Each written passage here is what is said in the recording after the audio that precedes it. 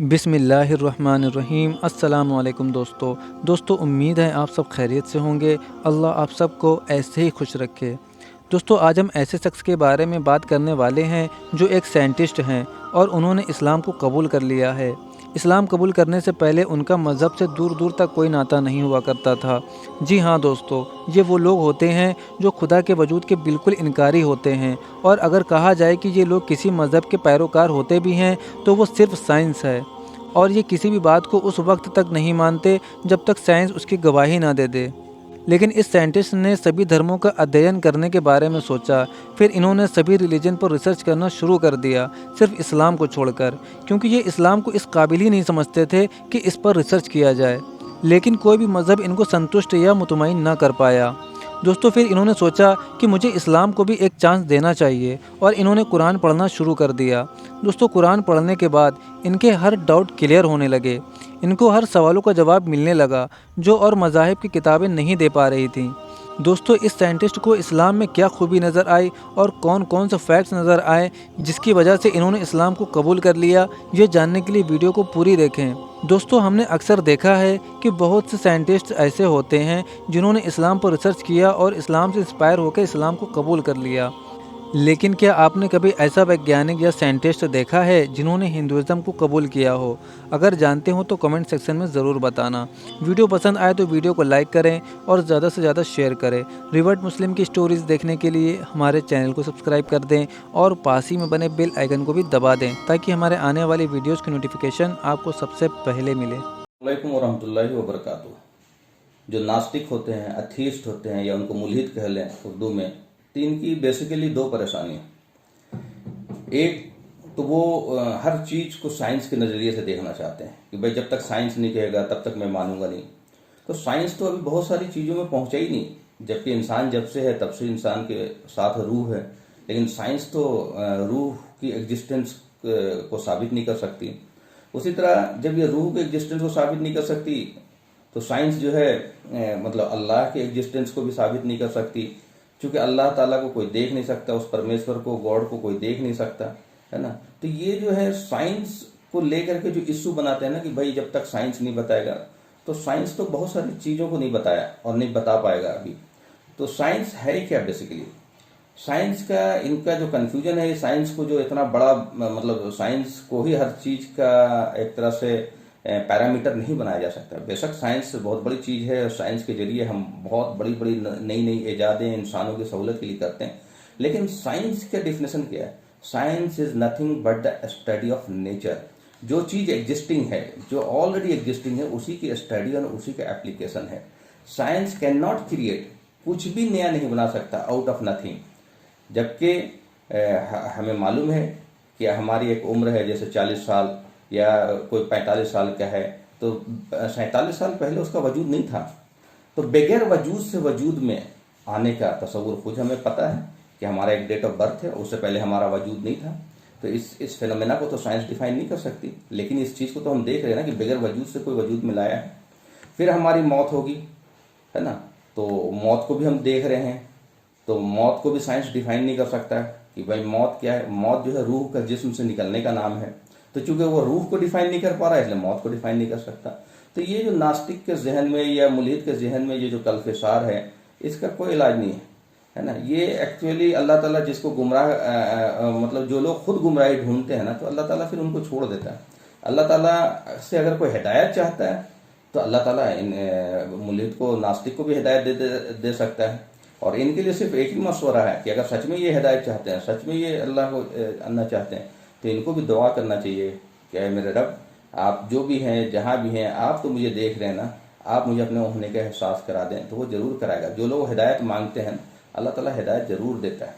इसी संदर्भ में एक कारगुजारी है, जो एक अंग्रेज साइंटिस्ट, बहुत बड़ा साइंटिस्ट था, वो उसके जहन में भी यही बात आ गई कि भाई जब तक मैं देखूंगा नहीं तब तक मैं खुदा को मानूंगा नहीं, या कोई ऐसी चीज मुझे दिख जाए या कोई ऐसी निशानी मुझे दिख जाए। तो वो बहुत धर्मों का स्टडी करने लगा, दुनिया में जितने मज़ाहिब है सबका स्टडी करने लगा, लेकिन उसके सवाल वहीं खड़े थे। उसका सवाल का जवाब मिल ही नहीं रहा था कि भाई वो अल्लाह, वो गॉड, वो परमेश्वर कौन है, उसको मैं कैसे मानूं, वो तो मुझे दिखा नहीं। उसे जब तक मैं देखूंगा तो मानूंगा नहीं, या उसको साइंस प्रूव नहीं करती, या कोई ऐसी निशानी मुझे मिल जाए, या कोई ऐसी बात मुझे पता लग जाए जिससे मैं मानूं कि हाँ वह हक है, तो वो बहुत परेशान था और दुनिया के सारी मज़ाहिब को उन्होंने अध्ययन किया, स्टडी किया। लेकिन उसने इस्लाम का स्टडी नहीं किया था।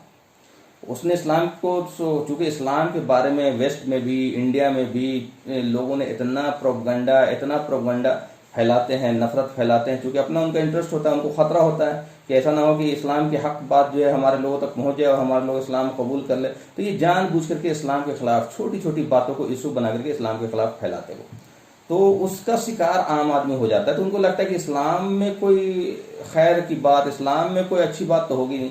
लेकिन उसके जहन में एक बात आ गई कि भाई जब मैंने इतनी मज़ाहिब का स्टडी कर लिया तो क्यों ना इस्लाम को भी स्टडी करें।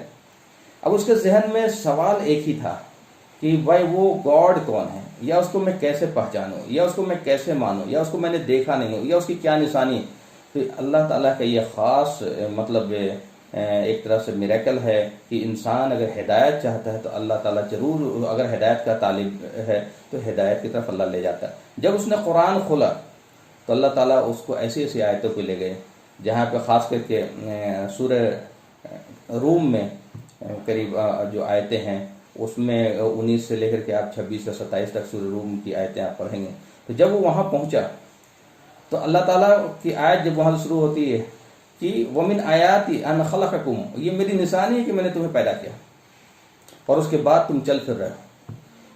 तुम्हारा पैदा होना भी एक निशानी है और तुम्हारा चलना फिरना दुनिया में ये भी एक निशानी है। तुम क्या अपने ऊपर गौर नहीं करते कि तुम कहाँ से आए? तुम्हारा वजूद नहीं था, तुम्हारा वजूद कैसे हुआ? तुम्हारे माँ बाप मिले, उनका पानी मिला, फिर तुम वजूद में आए। तुम कैसी एक हकीर पानी से फिर तुम्हारा इतना बड़ा वजूद हुआ और इतनी बेहतरीन दिमाग, इतना बेहतरीन सलाहियत, और ये आँख, ये नाक, ये कान, ये बेहतरीन डिज़ाइन। तुम इंसान पे ही अगर गौर करते रहोगे ना तो फिर इंसान पे गौर करने से ही तुम्हें समझ में आ जाएगा कि इसका कोई क्रिएटर है, ये बेहतरीन कोई इसका डिज़ाइनर है।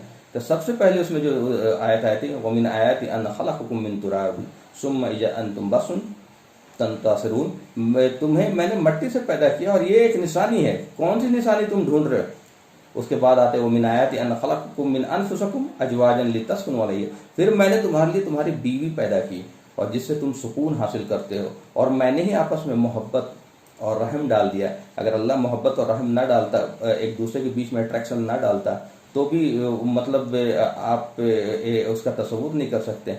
फिर अल्लाह ताला कहते हैं कि क्या तुम देखते नहीं? उसके आगे आयत चलती है कि वल्लज़ी खलक़ल मतलब समा, आसमान और ज़मीन को उसने पैदा किया, और तुम्हारे डिफरेंट ज़ुबान और तुम्हारे कलर कम्प्लेक्शन, दुनिया में जहाँ जहाँ जाओगे अलग अलग कलर कम्प्लेक्शन के लोग हैं, अलग अलग ज़ुबान है, लाखों ज़ुबानें बोली जाती हैं।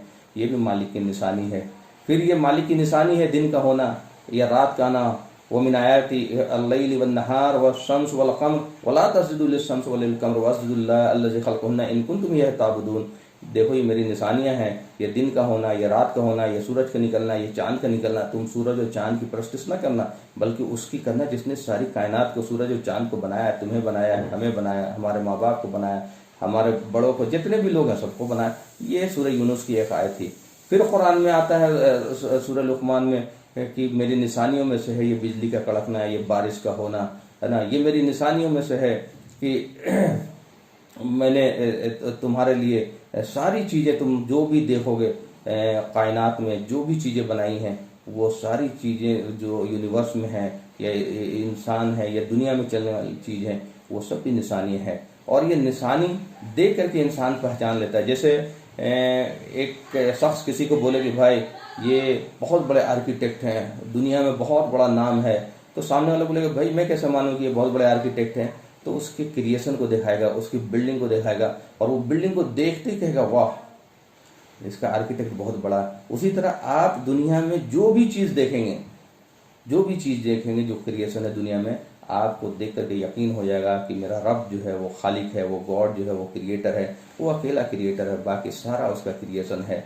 तो ये निशानी कुरान में एक जगह नहीं, हजारों जगह निशानी गिनाए जा रहे हैं। और कुरान किताब ही है हिदायत की। जो भी लोग कुरान को हिदायत की नीयत से पढ़ेंगे, जो भी लोग दुनिया में, चाहे वो अभी किस अकीदे को मानते हैं, या नास्तिक हैं, एथिस्ट हैं, मुल्हिद हैं, कौन से धर्म फॉलो करते हैं, अगर वो कुरान को हिदायत की नीयत से पढ़ेंगे तो कुरान की उन आयतों पर वो पहुँच जाएंगे जहाँ उनके दिल और दिमाग दोनों यकीन कर लेगा कि हाँ ये बात सत्य है, ये बात हक है, और वहाँ पे फिर वो यकीन वो कह उठेगा कि हाँ कोई मालिक है, ला इलाहा इल्लल्लाह। तो इसी चीज़ की तो सदा इस्लाम दे रहा है। इस्लाम क्या कह रहा है? ला इलाहा इल्लल्लाह, नहीं है कोई इलाह मगर एक है, इल्लल्लाह मोहम्मद रसूलुल्लाह, मोहम्मद अल्लाह के रसूल और बंदे हैं, जिनके जरिए ये ज्ञान, जिनके जरिए ये बातें, चूँकि हमेशा से अल्लाह ने नबियों के जरिए, दूतों के जरिए हमें ज्ञान देते रहे। तो आखिरी नबी, आखिर ज़मा नबी मोहम्मद सल्लल्लाहु अलैहि वसल्लम है। अब इनके बाद क़यामत तक कोई नबी ना आएगी। कुरान में आता है सनूरिहिम आयातिना फिल आफ़ाक़ व फ़ी अनफ़ुसिहिम, हम तुम्हें निशानियाँ दिखाएंगे तुम्हारे यूनिवर्स में और तुम्हारे जिस्म में, यहाँ तक कि तुम्हें यकीन हो जाएगा कि इस का बनाने वाला, इस कायनात का कोई मालिक है। तो ये तो अल्लाह ताला कुरान में एक तरह से पढ़े लिखे लोगों को, जो इंटेलेक्चुअल हैं, साइंटिस्ट हैं, इंजीनियर्स हैं, डॉक्टर हैं, उनको कह रहा, ओपन उनको कह रहा कि क्या तुम देखते नहीं? तुम इंसान की जिस्म देखो, तुम यूनिवर्स देखो। जिस्म के बारे में डॉक्टर कहते हैं the more we study the more we realise the less we know. ये ह्यूमन बॉडी के बारे में डॉक्टर कहते हैं। उसी तरह यूनिवर्स के ऊपर जो लोग रिसर्च करते हैं वो कहते हैं कि the more we study the more we realise the less we know. तो अभी तक तो हमें पता ही नहीं कि क्या क्या चीज़ें हैं। तो ऐसी क्रिएशन का मतलब सिस्टमेटिक ढंग से चीज़ों का चलना, सूरज का निकलना, चांद का निकलना, हर चीज़ बिल्कुल वेल प्लान्ड, वेल परफेक्शन के साथ होना, ये इस बात की गवाही है कि इसका कोई क्रिएटर है, इसका कोई प्लानर है, निज़ाम को चला रहा। उसी को हम अल्लाह कहते हैं, उसी को हम गॉड कहते हैं, उसी को हम परमेश्वर कहते हैं। नाम से कोई फ़र्क नहीं पड़ता, लेकिन वो एक ही है, वो अकेला है, बेनियाज है, अनासरित है ना। ना वो किसी से जना गया है, ना उससे कोई जना जाता। वो इंसान नहीं है, ना इंसानी स्वरूप है ना। वो इंसानों को पैदा करने वाला है।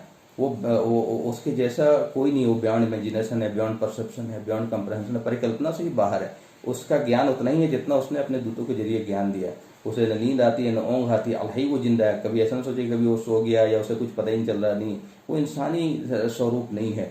और वो देखता भी है, वो सुनता भी है।